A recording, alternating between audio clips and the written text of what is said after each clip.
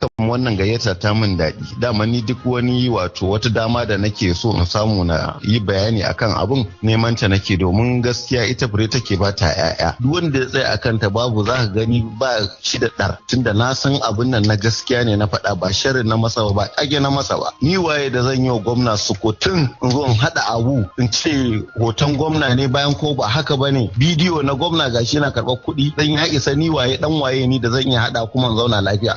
To amma abin da yake bada mamaki shine yadda ka iya samun kwafin bidiyon na shi wannan rikodin din gaba cikin gwamna. Akwai 'yan kwangila da suke ta faɗin bayanin cewa gwamna yana karɓar na goro, duk aikin da ya bayar a jihar Kano sai ya karɓa na goro a cikin shi. To daga jin haka ina da aboki wannan na sani shi ma dan kwangilan ne, shine sai na bashi shawarar na ci to ai ya kamata ka samu hujjar, kwakwaran hujja ko ta bidiyo da zai tabbatar cewa gwamnan yana karɓar na goro. Haka ya samo hujjar tun baya son ya bani, ina ta roƙon shi ai ya kamata duniya ta sani wannan abun gyara za a kawo, ba wai dan mu bane, ba dan al'ummar jihar Kano ne. Ya kamata jama'a wannan abun idan an yi gyara ake nema, ya haƙura ya bani. Ni kuma ne wa alƙawari jama'ar Kano na musu alƙawarin cewa zan saka wannan abun duniya ta sani, saboda ni na san abin da zan saka sahihi ne, haka na kafe sai da na saka. Ba magana ce ake yi cewa kai ma ko ta buƙatar ka ne da ka nema wajen shi mai girma gwamna bata biya ba.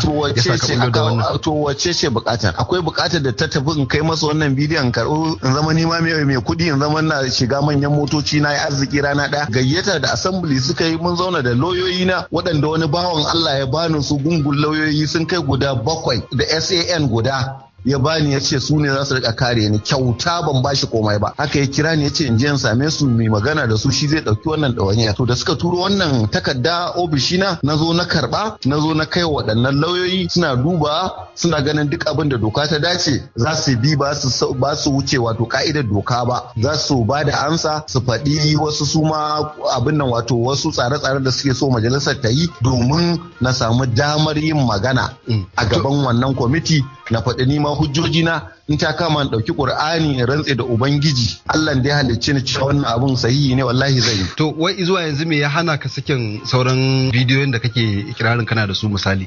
Ba ka saki komai a lokaci ɗaya ba, kana so ka duba gani wata ko production ne ake yi, wata ko kuma issue ne na lafiya, ko kuma wasu manyan mutane sun ce a tsaya haka. Jafar kenan na jaridar Daily Nigerian. To sai dai a gurin 'yan jam'iyyar AP